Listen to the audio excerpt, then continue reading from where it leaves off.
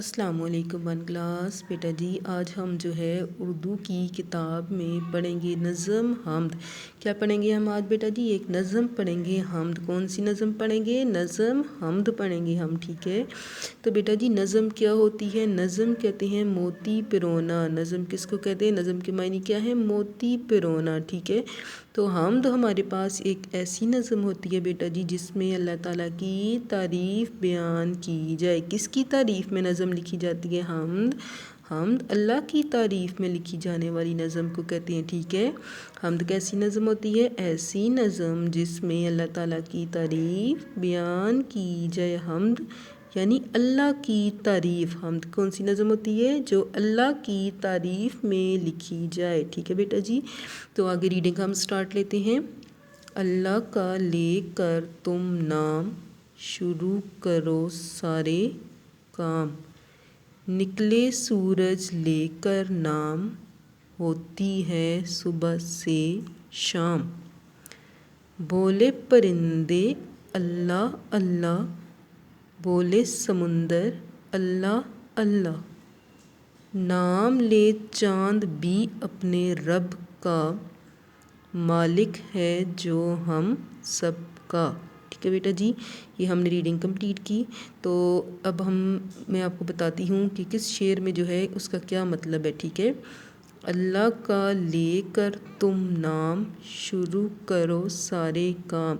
अब इसमें क्या बताया जा रहा है? इस शेर में बता रहे हैं कि हम जो भी काम शुरू करें वो अल्लाह का नाम लेकर शुरू करें। चाहे हम खाना खाते हैं, चाहे पानी पीते हैं, चाहे हम ज़िंदगी में कोई भी काम कर रहे हैं, किसी सवारी पे बैठते हैं, गाड़ी पे बैठते हैं, घर में दाखिल होते हैं, घर से बैठ जाते हैं, हम अपनी ज़िंदगी का कोई भी काम करें, कोई भी छोटा बड़ा काम करें, वो किसका नाम लेकर वो काम शुरू करें? अल्लाह का नाम लेकर वो काम शुरू करें। निकले सूरज लेकर नाम, होती है सुबह से शाम। कहते हैं जैसे ही सुबह होती है, ठीक है, तो सूरज जब निकलता है वो भी अल्लाह का नाम लेकर निकलता है और सुबह हो जाती है। और फिर जब सूरज ढल जाता है तो क्या हो जाती है? शाम हो जाती है। बोले परिंदे अल्लाह अल्लाह, बोले समुंदर अल्लाह अल्लाह। कहते हैं सुबह के वक्त जो परिंदे होते हैं, जितने भी इस दुनिया में परिंदे हैं, वो सुबह के वक्त जब चहचहा रहे होते हैं तो वो किसका ज़िक्र कर रहे होते हैं? अल्लाह का ज़िक्र कर रहे होते हैं।